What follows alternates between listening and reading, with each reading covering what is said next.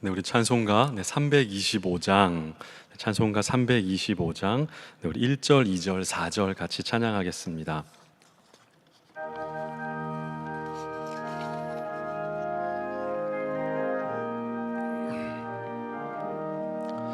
예수가 함께 계시니 시험이 오나 겁없네. 기쁨의 근원 되시는 예수를 위해 삽시다. 날마다 주를 섬기며 언제나 주를 기리고 그 사랑 안에 살면서 딴 길로 가지 맙시다. 이 세상 사는 동안에 주 이름 전파하면서 무한한 복락 주시는 예수를 위해 삽시다.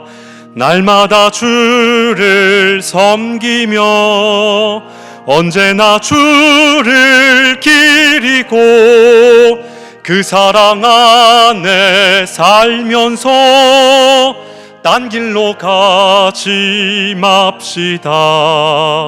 주께서 심판하실 때 잘했다 칭찬하리니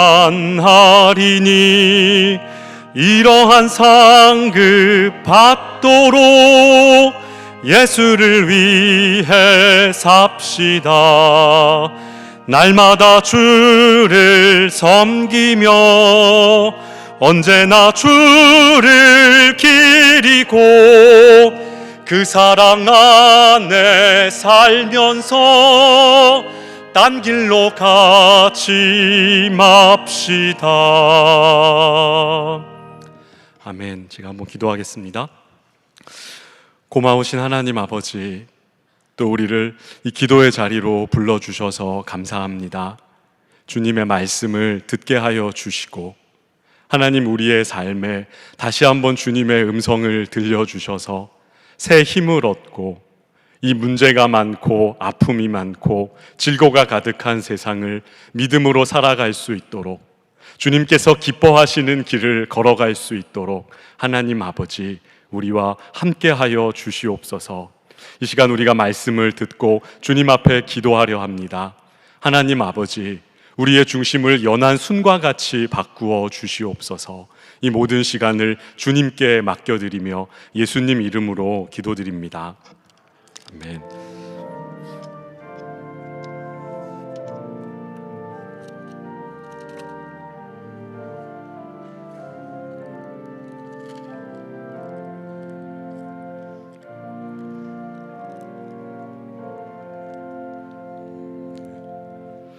네, 오늘 함께 볼 하나님의 말씀은 누가복음 11장 37절부터 54절까지의 말씀입니다. 누가복음 11장 37절부터 54절까지의 말씀입니다. 오늘 좀 본문이 좀 기니까요. 37절부터 41절까지만 같이 읽고 좀 내용 살피는 것은 좀 같이 좀 하겠습니다. 37절부터 41절까지만 제가 봉독해서 읽어드리겠습니다. 예수께서 말씀하실 때 한 바리새인이 자기와 함께 점심 잡수시기를 청하므로 들어가 앉으셨더니 잡수시기 전에 손 씻지 아니하심을 그 바리새인이 보고 이상히 여기는지라. 주께서 이르시되 너희 바리새인은 지금 잔과 대접의 겉은 깨끗이 하나 너희 속에는 탐욕과 악독이 가득하도다. 어리석은 자들아, 겉을 만드신 이가 속도 만들지 아니하셨느냐? 그러나 그 안에 있는 것으로 구제하라. 그리하면 모든 것이 너희에게 깨끗하리라. 아멘. 여러분, 수요기도회 자리에 나오신 여러분들을 주님 이름으로 축복하고 또 환영합니다. 여러분 인생을 살아가시면서 여러분 이렇게 한 대 쥐어받고 싶은 사람을 만날 때가 여러분 있지 않습니까? 알만한 사람이 왜 저럴까? 저 인간은 또 왜 저래? 안 그럴 법한데 요리조리 피해가는 좀 밉상인 사람들을 만날 때, 또 청개구리나 맹꽁이처럼 그렇게 말을 듣지 않는 어린 자녀들 앞에서 우리는 그런 생각을 하곤 합니다. 한 대 쥐어 받고 싶다. 그리고 그렇게 말을 해도 양말을 뒤집어서 벗어놓는 남편들을 볼 때 아마 아내분들은 또 이런 생각이 들 것 같습니다. 한 대 쥐어 받고 싶다. 우리는 인내심이 바닥났을 때 이런 충동을 느끼곤 하는 것이죠. 여러분, 인생을 살다 보면 우리의 직업이 또 나이가 무엇이든지 우리가 어디에 있든지 간에 살다 보면 이렇게 우리의 그 주먹을 부르는 놈들이 우리의 인생에는 있게 마련입니다. 여러분, 오늘 이 말씀을 준비하면서 이 바리새인들에 대한 이야기들을 이렇게 공부하면서 제 마음에 들었던 첫 인상은 이거였습니다. 이 나쁜 놈들이구나. 아주 이 바리새인 이놈들 아주 주먹을 부르는 놈들이야. 한 대 콱 쥐 박아줬으면 좋겠어. 저의 마음에 이런 생각이 좀 들었었습니다. 특별히 여러분, 오늘 예수님은 바리새인들을 향하여서 이것보다 더 큰 충동을 느꼈으리라고 저는 여러분 생각합니다. 대체 바리새인들이 무슨 일을 하고 있길래 우리 예수님께서는 이렇게 큰 화를 내시고 계시는 걸까요? 여러분, 지난주에 우리 김태훈 목사님께서 오늘 본문의 앞부분을 여러분 설교해 드렸습니다. 여러분, 예수님은 지금 말씀을 이렇게 가르치고 계셨어요. 표적이 가르치는 궁극적인 실체를 전혀 알아보지 못하는 이스라엘, 너희는 예수님을 주목해서 봐야 하는데, 그리고 그분의 말씀을 들어야 사는데 전혀 그렇지 않고 있구나. 이것을 보면서 우리 예수님께서는 이야기하셨어요. 나는 요나보다 더 큰 자고 솔로몬보다 더 큰 자야. 내가 왔다. 나를 봐라. 그리고 내 말을 들어야 너희는 산다. 이런 중요한 말씀을 우리 예수님께서는 가르치고 계셨습니다. 그런데 이렇게 중요한 말씀을 가르치고 있을 때 한 바리새인이 예수님 곁에 찾아와서 이렇게 이야기했어요. 예수님, 그만하시고 집에 가서 밥이나 먹죠. 저희 집에서 밥 한 끼 어떠세요? 이 중요한 이 설교 시간에 바리새인 하나가 예수님 곁에 찾아와서 저희 집에 가서 밥이나 한 끼 먹읍시다, 이렇게 이야기하는 거예요. 여러분, 오늘 우리의 성경의 이제 표현을 이렇게 보면은 한 바리새인이 자기와 함께 점심 잡수시기를 청했다, 이렇게 표현했기 때문에 이게 굉장히 예수님에게 이렇게 예의를 다하는 아주 환대, 아주 식사 자리를 잘 차려놓고 귀인을 대접하듯 예수님을 초청했다고 우리가 오해할 수 있지만 여러분, 실상은 그렇지가 않습니다. 여러분, 저는 왜 그렇게 생각하냐면 첫 번째 이유는 바리새인이 초대한 식사가 여러분 언제입니까? 점심이기 때문에 그래요. 여러분, 예수님이 살았던 이 당시에 이 사람들은 하루에 두 끼밖에 먹지를 못했습니다. 아침과 점심 사이, 이른 이제 점심이라고 하죠. 아점이라고 이야기할 수 있는 그 시간에 한 끼를 딱 먹었어요. 그리고 또 열심히 일을 하다가 오후 5시 정도가 되면 저녁으로 또 한 끼를 먹었어요. 그리고 나서 일찍 잠들고 또 다음날 아침에 일어나서 한 오전 10시경에 또 밥을 먹었어요. 하루에 여러분 밥을 두 끼를 먹는 것은 로마 제국이나 유대인들이나 옛 우리 조상들이나 전 세계가 비슷한 면이 있었습니다. 여러분, 이 두 끼 중에서 어느 식탁이 여러분 푸짐하고 기름지고 화려했을까요? 저녁입니다. 동서고금을 막론하고 저녁을 여러분 다 많이 차려서 한껏 먹는 것이죠. 대부분 중요한 손님들은 그렇기 때문에 이 저녁 식사 자리에 초대했고 예수님의 최후의 만찬도 저녁에 이루어지는 것이죠. 그런데 여러분, 지금 이 바리새인은 예수님을 언제 부르는 겁니까? 이 아침 시간에 잠깐 밥을 먹자고 부르는 것이죠. 그리고 오늘의 이야기가 끝날 때쯤 되면 이 예수님을 초청했던 바리새인들은 예수님을 죽자고 잡으려고 달려드는 것을 우리는 볼 수가 있어요. 별로 중요한 식탁도 아니었고 또 만찬에 가까운 식사 자리도 아니었기 때문에 여러분, 이 사람들은 지금 예수님을 호의로운 자리에 초대하는 것은 아니었습니다. 그런데 여러분, 이 바리새인이 이 예수님을 초청해 놓고 났는데 이 바리새인이 갑자기 깜짝 놀랄 일 하나를 목격하게 됩니다. 여러분, 집에 혹시 손님을 초대해 본 적이 있으세요? 손님을 식사 자리에 초대했는데 이 손님이 집에 들어와서는 신발을 벗지 않고 성큼성큼 거실을 가로질러서 여러분은 집에 식탁에 앉은 일들을 한번 상상해 보십시오. 얼마나 당황스럽겠습니까? 뭐 이런 놈이 다 있지? 아니 이게 인간이야, 짐승이야, 뭐 이런 놈이 다 있어. 여러분, 우리는 적지 않이 당황하고 화가 났을 거예요. 여러분, 지금 이 바리새인은 예수님의 행동을 보면서 이런 생각을 하고 있을 겁니다. 왜요? 예수님께서는 식사 전에 지금 손을 씻지 않고 계십니다. 여러분, 이 당시에 유대인들은 밥 먹기 전에 손을 씻었어요.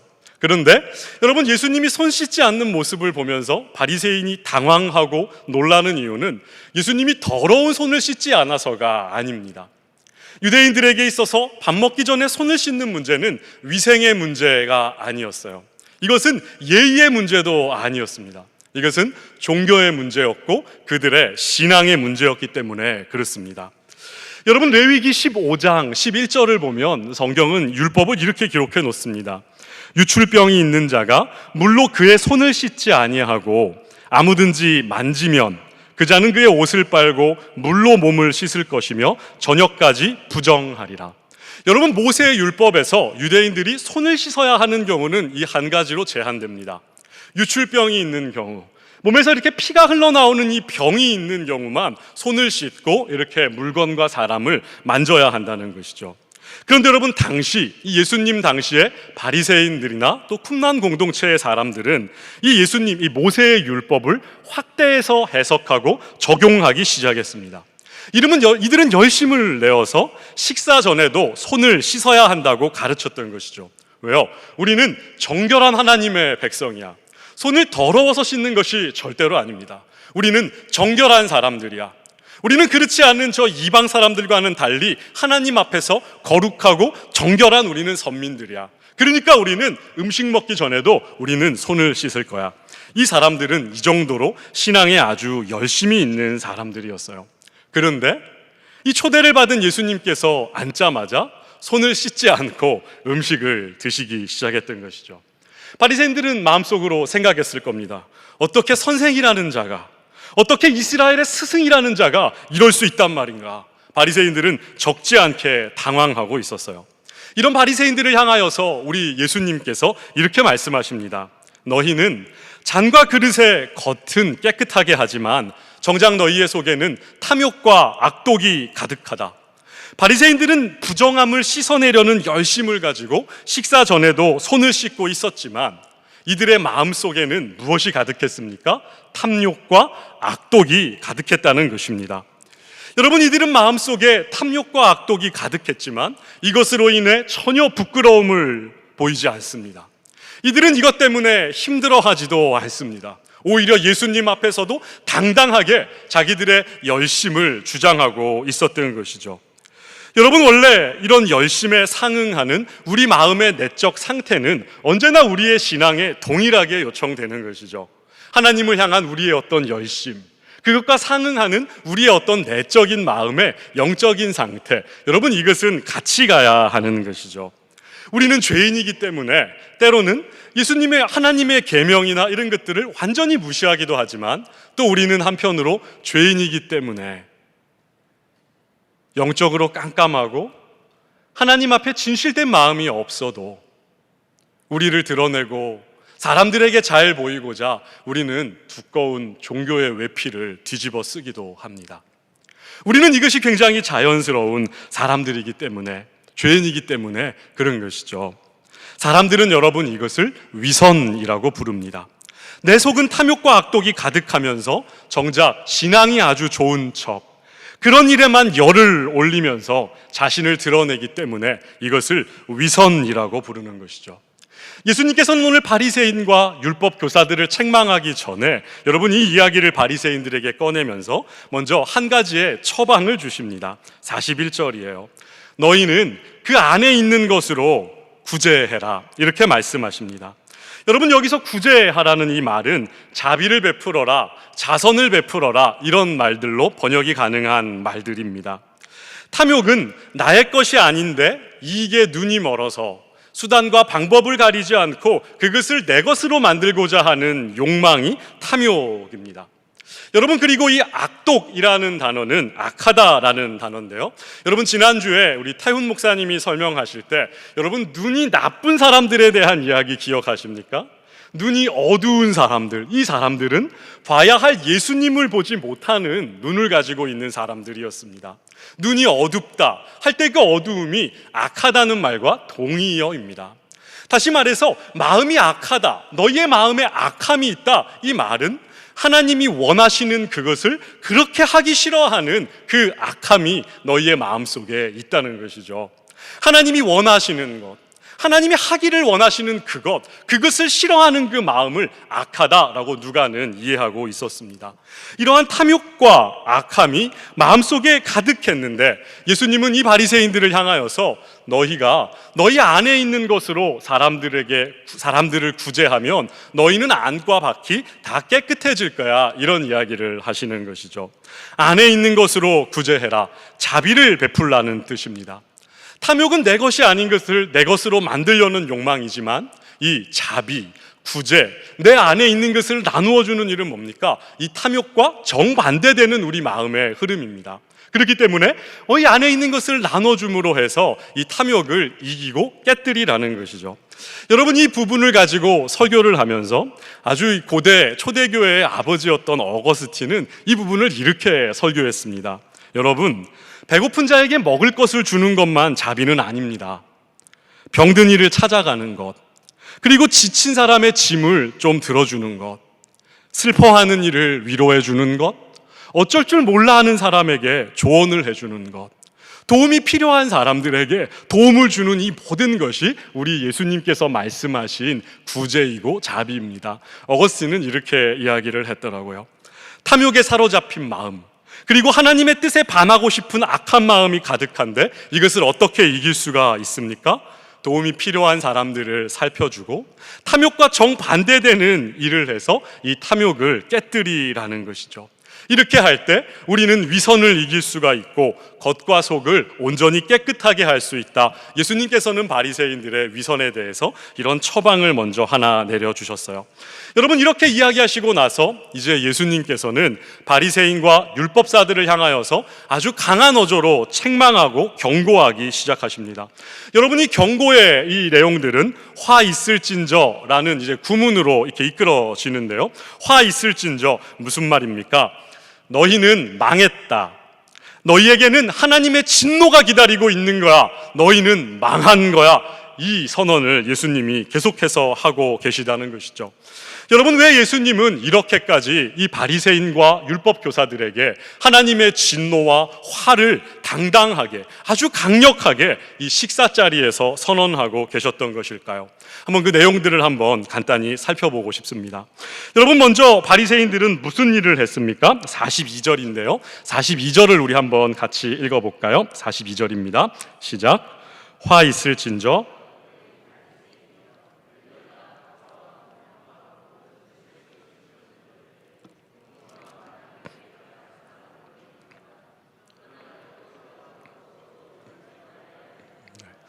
첫 번째 바리새인들의 책망의 내용은 이들이 박하와 운향 그리고 모든 채소에 11조를 드렸다는 겁니다. 여러분, 원래 율법은 토지의 소산, 거기에 11조를 부과하는 것이 모세 율법의 내용이었습니다.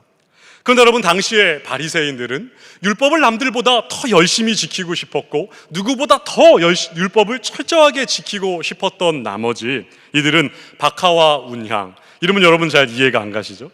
여러분 집에 있는 텃밭에 키우는 오이와 가지까지도 11조를 계산해서 드렸다는 그런 의미입니다.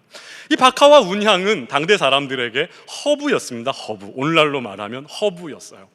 이것은 밭의 소산이 아니라 그냥 집 앞뒤에서 키우는, 텃밭에 키우는 작은 그냥 식물들이었다는 거예요. 이 바리새인들은 이것의 11조까지도 계산을 했다는 겁니다. 여러분, 제가 이제 가끔이죠. 죄송합니다.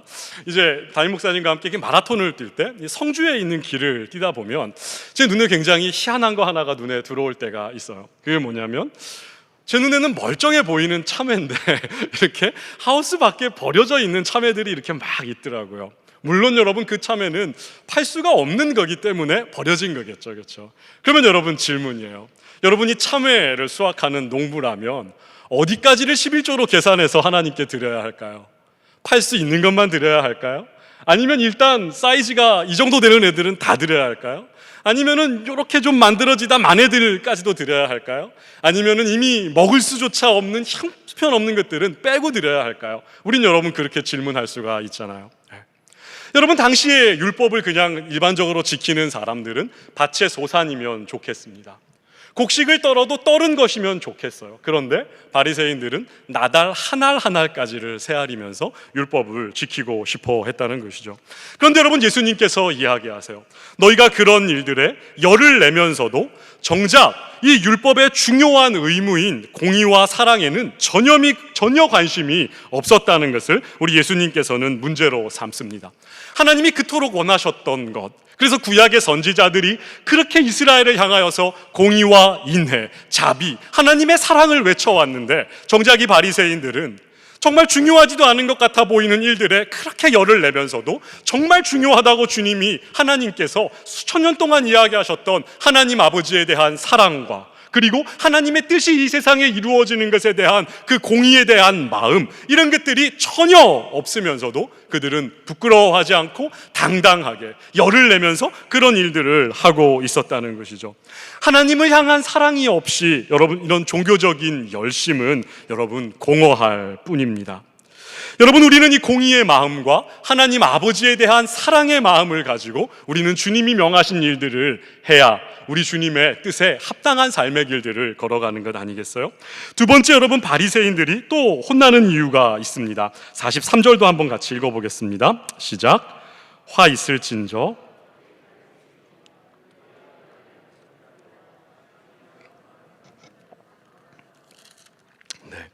여러분, 바리새인들은 회당의 높은 자리에 앉는 것을 좋아했고 문안받는 것을 좋아했다. 여러분, 예수님은 그렇게 이야기합니다.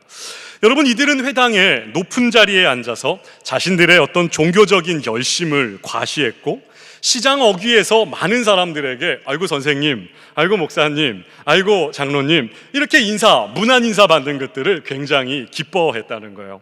여러분, 오늘 우리의 성경은 기뻐하는도다 이렇게 표시했지만 실제로 원어의 이 단어는, 죄송합니다, 잡았네요, 아가파오, 사랑했다라는 단어를 그대로 쓰고 있어요. 여러분, 바로 앞절인 42절에서 이 바리새인들은 하나님을 향한 사랑은 저버렸습니다.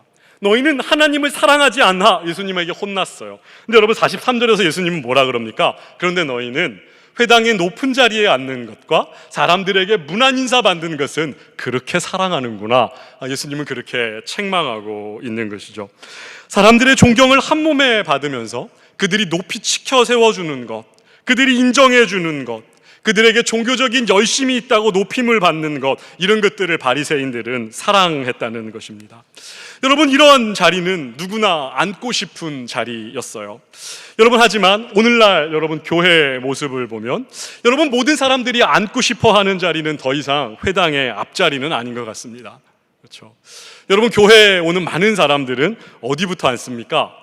뒤부터 앉습니다.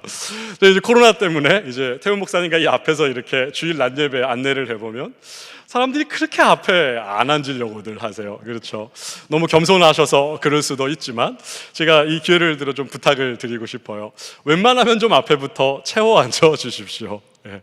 우리 좀 예배를 봐야 하는 교역자들은 좀 뒤에서 이렇게 좀 있어야 하고, 그리고 늦게 오시는 분들을 위해서, 또 급한 일 때문에 중간에 이렇게 나갈 수도 있는 분들을 위해서, 또 고개가 이렇게 많이 아픈 어르신들을 위해서 뒷자리는 조금 이렇게 양보해 주시고, 여러분, 남들이 좀 오고 싶어 하지 않는 이 앞자리부터 여러분들 좀 채워서 앉아 주셨으면 좋겠어요. 이번 주일은 제가 눈을 부릅뜨고 제가 지켜보겠습니다. 어떤 분이 뒤부터 계속 고집 부리는지, 아니면 순종해서 앞에부터 앉으시는지를 말이죠. 여러분, 이렇게 인기가 없는 자리, 우리가 인기가 있는 자리, 이런 것들을 따지며 살아가는 것이 우리 주님의 눈에 어떻게 보였을까요? 이 바리새인들은 지금 이렇게 인기 있는 자리, 높은 자리, 그리고 사람들에게 문안 인사를 하기보다는 받는 것을 좋아했던 사람들이었기 때문에 우리 주님께서는 이들을 아주 호되게 질책하고 계십니다. 마지막으로 바리새인들에게 예수님께서는 이렇게 말씀하세요. 너희는 평토장한 무덤과 같아. 여러분, 당시에 이 유대인들의 무덤은 평토장한 무덤, 평평한 무덤이 아니라 뭡니까? 회칠한 무덤이 일반적인 무덤이었습니다. 유대인들은 율법에 의해서 죽은 시체를 만지거나 가까이 하면은 7일 동안 부정해지기 때문에, 부정해지면 회당에 나올 수 없고 예배를 드릴 수 없고 제사에도 참석할 수가 없었기 때문에 이들은 이 시체를 만지는 것을 극도로 꺼려했습니다. 그래서 무덤 위에 이렇게 횟가루를 이렇게 칠해서 하얀색으로, 이게 무덤이라는 것들을 확연하게 드러나도록 했어요. 그리고 1년에 한 번 이 횟가루가 날아가고 빛이 바라니까 한 번씩 이걸 칠하는 날을 따로 정해서 무덤을 이렇게 칠하곤 했습니다. 그런데 여러분, 지금 예수님께서는 바리새인들을 향하여서 너희는 평토장한 무덤과 같아, 이렇게 이야기하시는 거예요. 평토장한 무덤, 영어로는 unmarked입니다. 표시가 되지 않은 무덤, 보이지 않는 무덤. 사람들이 길인 줄 알고 그 위를 그냥 걸어 지나갔지만 실제로는 그 밑에 시체가 있어서 실제로 나도 모르게 부지불식간에 부정한 사람이 되어버리는 것. 예수님은 바리새인들에게 지금 그런 이야기를 하고 계십니다. 이들은 하나님을 가장 잘 믿는 사람인 것 같아 보였고, 많은 사람들의 칭송을 받았고, 하나님의 율법에 대한 특심이 있었던 사람들이어서 많은 사람들이 자문을 구하고 하나님께 무언가 물을 것이 있으면 찾아갔던 이 이스라엘 종교의 지도자들이었지만, 실상은 이들은 평토장한 무덤과 같아서 이들에게 다가오는 모든 사람들은 부정해질 뿐입니다. 거룩하신 하나님이 받으시기에 합당하지 않은 인생인 것처럼 하나님으로부터 멀어질 수밖에 없고, 그 사망의 권세를 대변하는 대변자 외에 너희는 아무것도 아니다, 너희는 평토장한 무덤과 같아, 예수님께서는 호되게 야단을 치고 계신 것이죠. 여러분, 얼마나 비참한 일입니까? 수많은 사람들에게 신앙이 좋다라는 칭찬을 받는 사람들이었지만 실상 이들은 하나님 앞에서 모든 사람들을 부정하게 만드는 그러한 하찮은 존재였다는 것이죠. 여러분, 바리새인을 이 세 차례에 걸쳐서 예수님께서 호되게 이렇게 혼을 내시자 그때 옆에 있던 율법 교사가 이제 끼어들기 시작합니다. 선생님, 바리새인들에게 이렇게 이야기하시면 우리도 모욕하는 겁니다. 여러분, 이 율법 교사, 여러분 어떠한 사람입니까? 이 율법 교사는 여러분 대부분이 바리새인이었습니다. 그리고 이 율법 교사들은 바리새인으로 율법을 잘 아는 사람 중에서 특별히 율법을 더 잘 아는 사람들로 율법을 가르치는 사람들이었습니다. 여러분, 이 사람들은 하나의 자부심이 있었습니다. 왜냐하면 율법을 가르칠 때 이들은 돈을 받지 않았기 때문에 그렇습니다. 이들은 돈을 받지 않고 사람들에게 율법의 말씀을 가르쳐 줬던 것이죠. 오늘날로 말하면 주일학교 선생님들 정도 되는 것 같습니다. 헌신적이었고 어떠한 돈도 받지 않고 기꺼이 율법의 말씀을 이스라엘 백성들에게 세세하게 가르쳐주는 사람들. 그렇기 때문에 이 사람은 지금 나는 저 바리새인하고 달라, 이렇게 생각해 왔던 것이죠. 그러나 이 이야기를 듣다 보니까 묘하게 기분이 나빠지는 겁니다. 나도 같이 예수님이 욕을 하는 거였구나. 여러분이 율법 교사들은 이 율법을 가르칠 때 무료로 사람들을 가르쳤기 때문에 직업이 있어야 했는데 대부분의 율법 교사들의 직업은 서기관이었습니다. 그렇기 때문에 여러분, 많은 다른 이제 병행 구절들을 볼 때 이 본문에 이 율법 교사들을 서기관이라고도 칭하는 것이죠. 여러분, 이들이 가지고 있었을 자부심을 생각해 보십시오. 돈을 받지 않고 율법의 말씀을 가르쳐주는 바리새인 중에 바리새인, 특별히 헌신된 사람인 이 율법 교사가 예수님에게 묻는 것이죠. 예수님, 이렇게 말씀하시면 우리도 모욕하는 건데 예수님 알고 계십니까? 웬만한 바리새인들이 욕먹는 거 저는 괜찮은데 저희까지도, 이런 의미가 담겨 있는 것 같습니다. 여러분, 이런 율법 교사들을 향하여서 우리 예수님께서는 뭐라고 말씀하십니까? 46절인데요 46절도 한번 같이 읽어보면 좋겠습니다. 시작. 이르시되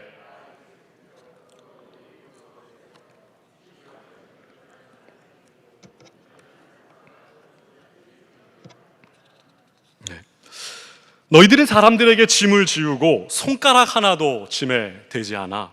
예수님은 그렇게 말씀하시죠. 여러분, 하나님을 향한 사랑이 있다면 하나님의 뜻을 따라 살려고 발버둥치는 하나님의 백성들을 어떻게든 도와주어야 하는데 여러분, 그런 노력이 없이 말로 가르치기만 할 뿐입니다.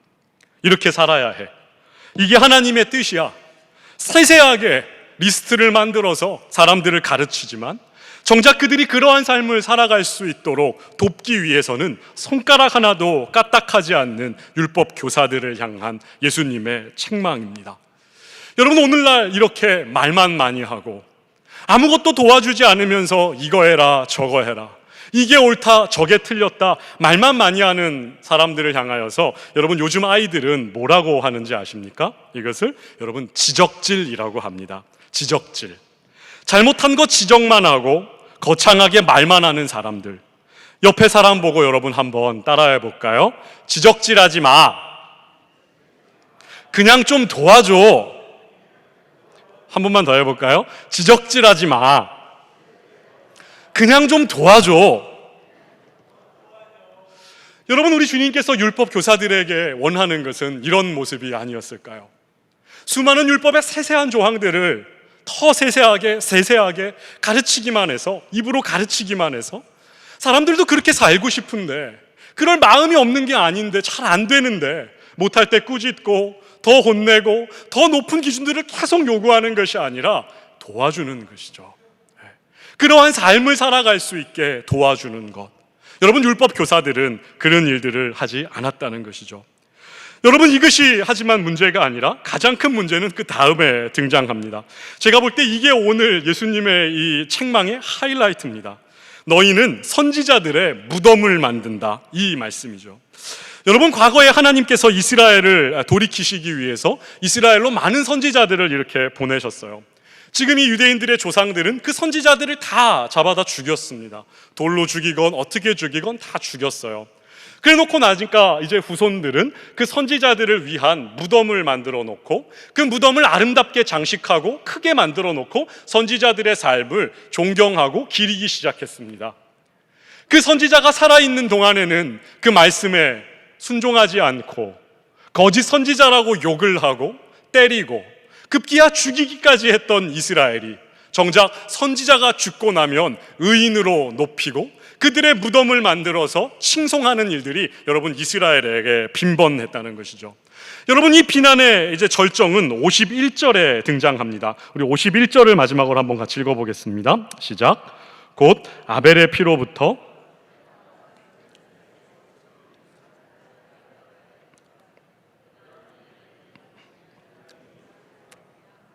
아멘. 여러분, 이 51절의 이야기는 역대하 24장을 배경으로 합니다. 제단과 성전 사이에서 한 선지자가 죽습니다. 이 선지자의 이름은 사가랴입니다. 이 선지자는 앞선 제사장 여호야다의 아들이었고 그 당시에 유다의 왕은 요아스였습니다. 이 요아스는 여호야다가 사는 날 동안에 여호와 하나님을 섬기다가 여호야다 제사장이 죽자마자 바로 하나님 여호와를 섬기기를 포기하고 우상을 섬기는 우상 숭배의 길로 전향했던 왕입니다. 그때 하나님께서는 여호야다의 아들인 이 사가랴에게 하나님의 말씀을 주십니다. 사가랴야, 이스라엘에게 가서 너희가 여호와 곧 형통의 길을 버리고 우상의 길로 감히 어찌미냐라고 내 백성들에게 가서 말해라. 이 선지자 사가랴가 이스라엘 백성들에게 가서 너희가 어떻게 여호와를 버리고 형통의 길을 버리고 우상 섬기는 그 어리석은 길로 가냐, 이렇게 말씀을 전하기 시작할 때 사람들은 이 사가랴를 잡아다가 하나님의 임재가 있었던 성전 한복판에서, 그리고 하나님께 제사하는 제단 앞에서 이 선지자를 쳐 죽였습니다. 예수님께서는 이 이야기를 이 율법 교사들에게 하는 것이죠. 너희는 율법을 연구하는 사람들이고 하나님의 말씀을 가르쳐서 존경을 받는 사람들인데 정작 율법이 가르치고 있는 예수인 나를 알아보지 못할 뿐만 아니라 여전히 많은 사람들로 하여금 나를 못 보도록 그 길조차 가로막아서 너희는 이 세상의 사람들이 구원을 얻을 수 없도록 만드는 너희는 아주 나쁜 놈들이다. 너희는 아벨에서부터 이 선지자에게 있었던 때까지의 핏값을 다 담당해야 할 것이고 나 예수를 거부했기 때문에, 나를 모르기 때문에, 나를 끊임없이 밀쳐냈기 때문에 너희는 너희의 죄값을 지고 멸망의 길로 가야 할 거야. 우리 예수님께서는 율법 교사들을 향하여서 이렇게 말씀하셨습니다. 하나님을 가장 잘 섬기는 것 같아 보이고 하나님을 제일 잘 믿는 것 같아서 모든 사람들의 존경과 칭찬을 받고 있었지만 여러분, 결국 이들은 예수님을 알아보지 못했고 자기들만 몰라볼 뿐만 아니라 다른 사람들도 그 예수님을 볼 수 없도록 막아서고 있었던 것이죠. 위선으로 가득 차서 자기의 속은 무엇이 꿈틀거리는지 부끄러워하지 않고 오히려 이상한 곳에 열을 내면서 그렇게 이들은 자기 자신을 드러내고 살고 있었던 것이죠. 회당의 높은 자리에 앉고 사람들에게 문안 인사 받는 것을 즐겨했고, 이들은 많은 사람들 앞에서 교사인 양 으스대고 칭찬과 존경을 한 몸에 사로잡고 정작 생명의 길로 가는 예수 그리스도의 앞길을 막아서고 있었던 것입니다. 사랑하는 여러분, 오늘 바리새인과 율법 교사들을 책망하신 예수님께서 우리에게 기대하시는 모습은 어떠한 모습일까요? 오늘날 바리새인과 율법 교사는 더 이상 교회 안에 존재하지는 않습니다. 여러분, 그러나 곰곰이 생각해 보면 이 주먹을 부르는 이 놈들인 바리새인과 같은 사람들의 태도가 여러분 저희 안에 있지 않습니까? 저는 사역자로서 가끔 문득 제 안에 있는 이런 바리새인들의 위선을 볼 때가 있습니다. 그래도 여러분, 우리 교회는 그래도 참 건강한, 비교적 건강한 교회이기 때문에 여러분 참 우리가 배울 것들이 많고 소망할 것들이 많은 교회임에는 틀림이 없습니다. 여러분, 우리 교회 목사님들만큼 권위적이지 않는 목사님들 여러분 대구에서 보신 적 있으세요? 저는 없습니다. 여러분, 제가 이제 며칠 전에 저희 교구에 장례가 있어서 이제 타교회가 집례하는 장례에 다녀왔어요. 이제 우리 교단도 아니고 다른 교단의 장례였는데, 이제 발인 예배에 이제 저와 이제 교구 전도사님, 입관 때 이제 담임 목사님하고 교육자들이 갔다 와서 발인 때는 이제 저하고 담당 여전도사님 둘이 다녀왔어요. 발인에 갔는데 운구를 해야 되는 이제 시간인데 유가족들이 운구 준비를 안 했던 거예요. 여러분, 우리 내일교회 목사님들 장례 때 운구할 사람 없으면 언제나 달려나가서 운구하는 것 알고 계세요? 코로나가 시작되었을 그때에도 저희들은 마다하지 않고 가서 그 일들을 하는데 여러분, 그것이 얼마나 즐거운지 모릅니다. 늘 하든 1년 반 동안 이제 내일교회에 와서 이제 그런 것들을 어떻게 알게 모르게 배웠기 때문에 전 제일 먼저 이제 성경책을 전도사님에게 맡기고 튀어나가서 맨 앞에 관을 탁 들었어요. 근데 여러분, 저쪽에 그 4명의 장례를 집례한 교회 부목사 4명이 서 있더라고요. 제가 이렇게 눈을 이렇게 째렸습니다. 안 움직이는 거예요. 어랍쇼? 그래서 제가 계속 째려봤어요. 끝까지 안 움직이고 있더라고요. 그날 유가족들이 이제 전화를 해서 위에 있는 이제 다른 이제 아들의 친구들을 막 급히 불러내려서 운구를 이렇게 했는데, 제가 집에 이렇게 오면서 곰곰이 생각해 봤어요. 내일 교회에 오지 않았으면 나도 저랬겠구나. 내일이 아니라고 생각되는 것이죠. 왜요? 나는 목사니까요. 뭐 그렇게 잘난 것도 없는데 나는 목사니까 저건 내일이 아닐 거야. 누군가는 하겠지라는 생각들 저도 했을 것 같더라고요. 그래서 제가 되게 감사했어요. 내가 내일 교회에 와서 좀 인간이 되는구나. 내가 내일 교회에 와서 그래도 조금 이렇게 인간이 되어 가는구나. 여러분, 내일 교회 처음 왔을 때의 기억을 여러분 제가 잊지 못해요. 그때 여러분 갑자기 막 김장을 한다 그래가지고 이제 태어나서 처음 교역자인데 김장하는 곳에 내려가 봤습니다. 그날 참 이게 무슨 날인지 마침 장모님께서 대구에 이제 새로 이제 내려가서 부목사 일을 하게 됐다고 그날 옷을 사주신 날이었어요. 그래서 제가 새 정장을 입고 갔는데 그날 김장을 하시더라고요. 이제 어쨌든 시간에 가서 막 이제 막 돌리고 막 양념을 막 비비는데 그 기다란 그 뭡니까, 그 밥주걱 몽둥이 같이 생긴 그 있잖아요, 큰 거. 그게 부러졌어요. 부러지는데 막 온 땀이 막 다 막 흐르는데 뭐 어떻게 합니까? 처음 왔으니까 열심히 해야죠, 그죠? 그러니까 열심히 막 젖국이 튀면서도 그걸 막 젖었는데 그때 여러분 수많은 땀방울들이 막 다 떨어졌습니다. 유다리 여러분, 김치가 짜지 않으셨어요? 죄송합니다. 그런 자리인 줄 모르고 갔어요. 수많은 땀이 막 들어가는 거죠. 그날도 집에 와서 저는 이해하지 못했어요. 이 교회 참 희한한 교회구나. 이런 것까지 우리가 해야 돼? 1년 반의 시간이 흐르면서 우리 담임 목사님을 옆에서 뵈면서 참 많은 것들을 배워갑니다.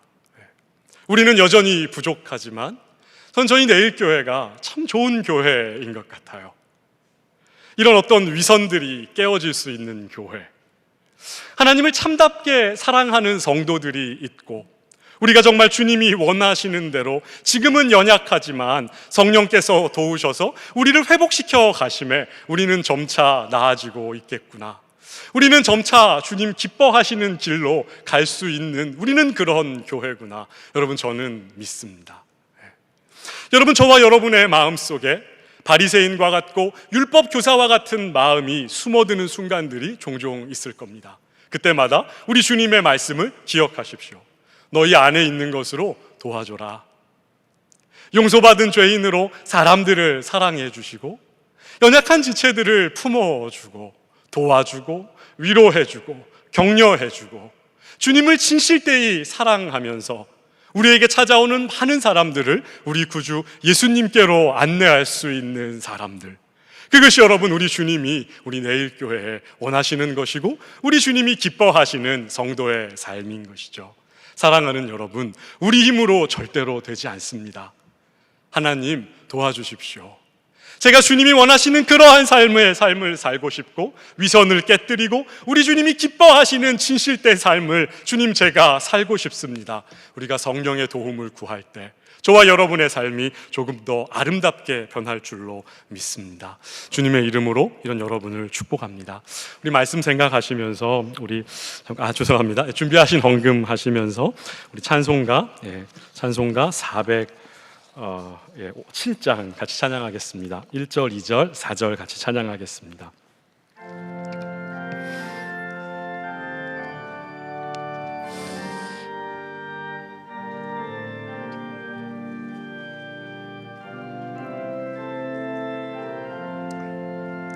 구주와 함께 나 죽었으니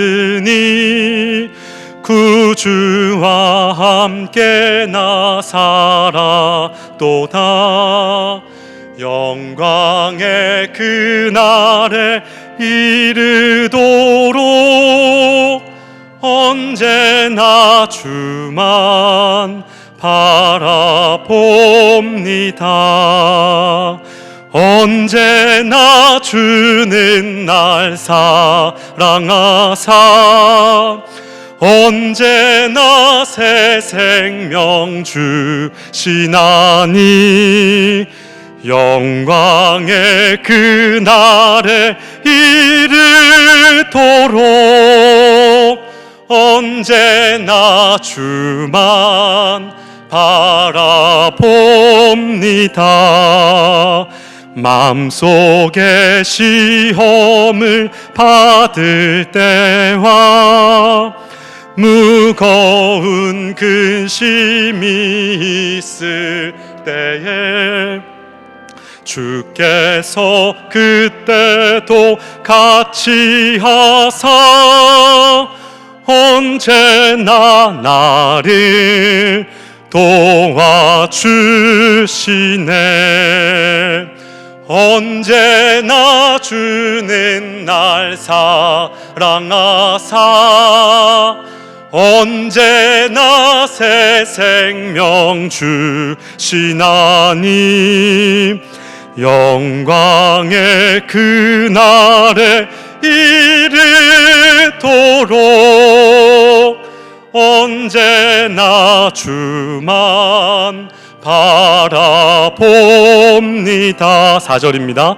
내 몸의 약함을 아시는 주, 못 고칠 질병이 아주 없네. 괴로운 날이나 기쁜 때나 언제나 나와 함께 계시네. 언제나 주는 날 사랑하사 언제나 새 생명 주시나니 영광의 그날에 이르도록 언제나 주만 바라봅니다.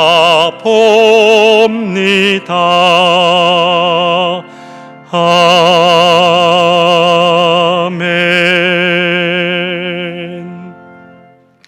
하나님 아버지, 우리 소유의 일부를 또 주님 앞에 구별하여 드립니다. 주님 사랑합니다. 우리가 주님 앞에 드린 물질보다 주님을 더 많이 사랑합니다. 우리의 삶에 넘치도록 주님의 은혜를 주셔서 주께 드림이 기쁨과 즐거움이 되게 하여 주시고, 이 물질이 쓰이는 곳에 우리 구주의 아름다운 소식이 한가득 전해질 수 있도록 주여 사용하여 주시옵소서. 이제는 우리 구주 예수 그리스도의 은혜와 우리 아버지 하나님의 무한하신 사랑하심과 성령 하나님의 감동, 감화, 위로 충만케 하시는 은혜가 이 예배의 자리에 나와 바리새인과 율법사들을 꾸짖으시는 우리 예수님의 마음을 알고 주님을 사랑하고 주님이 명하신 계명을 지켜내며 약한 자들을 도와주고 슬픔 당한 자들을 위로하고 우리에게 찾아오는 많은 사람들을 예수님께로 인도하고자 선한 결심하는 모든 내일교회 성도님들 머리 위에 이제로부터 영원토록 함께 있을지어다. 아멘.